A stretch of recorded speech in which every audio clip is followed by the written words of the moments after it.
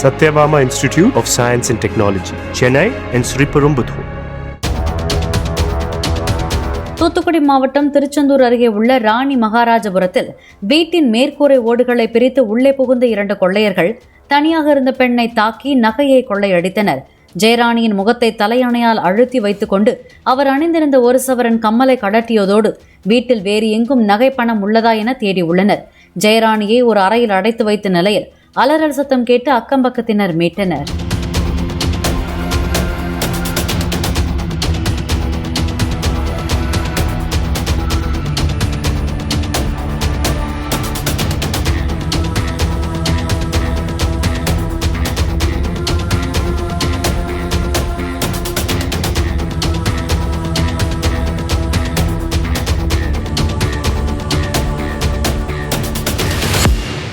Satyabama Institute of Science and Technology, Chennai and Sriperumbudur.